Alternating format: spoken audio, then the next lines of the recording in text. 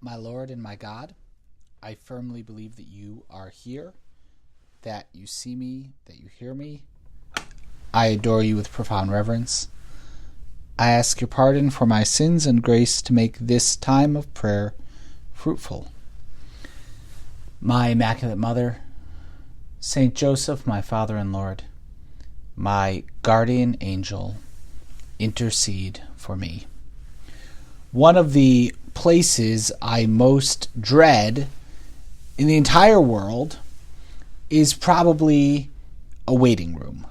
It could be a waiting room in a doctor's office, dentist office, could be a waiting room at a car dealership. I recently had to have some work done on my car and had to wait for what they told me would be over 90 minutes, and they tell you can wait in the waiting room, which, at least in this particular car dealership, has a few chairs that are supposed to be comfortable but really aren't. And there's usually a television that's playing daytime TV, some kind of reality talk show or something that is just going to rot the brain. Or a similar thing may happen for those who serve jury duty, at least in the United States of America, where you're just in a big waiting room all day long. And the goal is just to wait. There's literally nothing to do. You just sit there and wait for some amount of time. That idleness of waiting, not being able to leave, not being able to go somewhere else, just needing to sit and wait and be idle is dreadful. It actually is something that's very contrary to the glory for which we are created as human beings, because work for us is a blessing. To be active is a blessing. It's one of the original blessings God gave to humanity. God placed Adam in the garden that he might work, that he could till it. And in that, Adam is meant to be in imitation of God himself, in the very likeness of God, that Adam is active.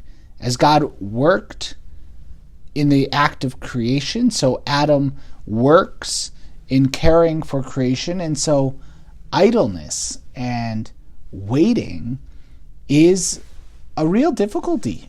And it's something that is a penance in many ways and can be lived as a penance. But even then, we're kind of doing something with it. And Jesus, I think that when we consider this idleness as a real detriment, that can shape the way that we consider the parable that you tell in the Gospel for the Mass today about the landowner.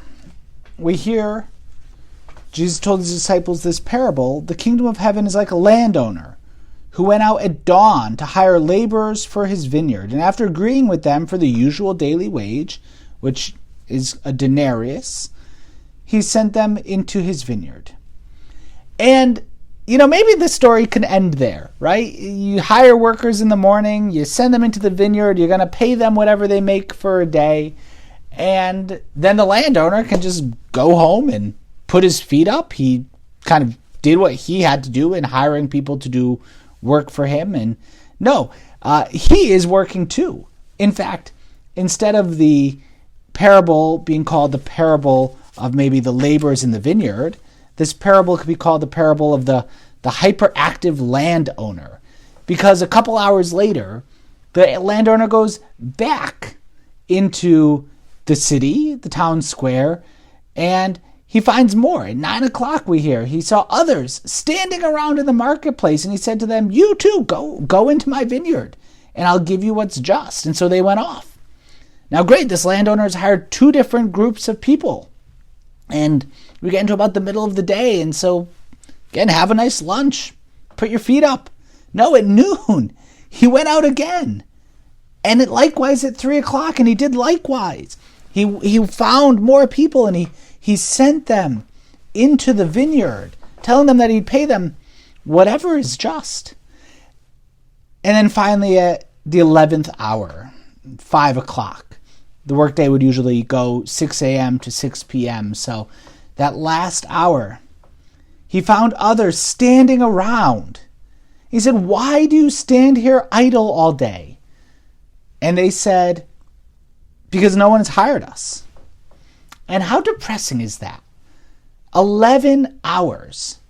I had to wait maybe 90 minutes for my car to be done. And even then, I was doing work and making phone calls and responding to emails. The fact that many of us may have smartphones, we could listen to 10 minutes with Jesus in the waiting room and do something productive. Have a conversation with you, Lord, maybe a little time of mental prayer, some spiritual reading. But these guys, for 11 hours, were just standing around, waiting. What a depressing way to spend a day. And so the landowner says, "You two, go into my vineyard, do some work." And then it comes time, probably less than an hour later, to pay them all. So he calls them all and he gives each of them 1 denarius, 1 day's wage, which is what he agreed on. And the first ones, they begin to grumble. They begin to grumble, saying, "We bore the burden of the day and all the heat, and we're being paid the same as those guys that came with just 30 minutes left, maybe when we're all cleaning up." And the landowner says to them in reply, "My friend, I'm not cheating you. Didn't we agree for the usual daily wage? Take what's yours and go." Now that phrase is not pleasant. Jesus, there's only a few times in the gospel where someone says, "my friend," and it's actually not good in a parable, right? My friend, that's not, we're not acting in a friendly way there, right? Friend, I'm not cheating you. We agreed on this. If you want to, take what is yours and go. But that's not the relationship. This parable has nothing to do with the money. The fact is, those who are able to spend the day working in the vineyard, contributing, the blessing is in the work that they did, not in the payment that they received. To be active and not to be idle is itself the blessing. It's not just about the pay. We're not working for the weekend. And we can see this in a particular way in how we view our work and how our work is something to be sanctified. That our work is not just about the pay that we get from it, the reward we get. Rather, work is in and of itself a blessing. And idleness is a curse to our humanity. Jesus, you call us to be active, to be working. You yourself are the hyperactive landowner. That you're always going out and you're always inviting us in. And you're finding people that are idle and you're inviting them to be part of your mission. And you go out again and again and again. As much as we think maybe we're working, Jesus, you're working so much more.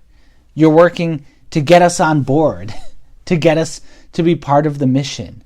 That you're the one going out and you find us and you invite us in. And when you invite us into a relationship with you, when you invite us to grow in our life of piety, when you invite us to grow in being apostolic, these are not things that we do just for some reward. In and of themselves, they are the blessing. They're what gives us that sense of purpose. They give a sense of meaning to our day. And they help us really live as being made in the image of God, sons and daughters of the Father.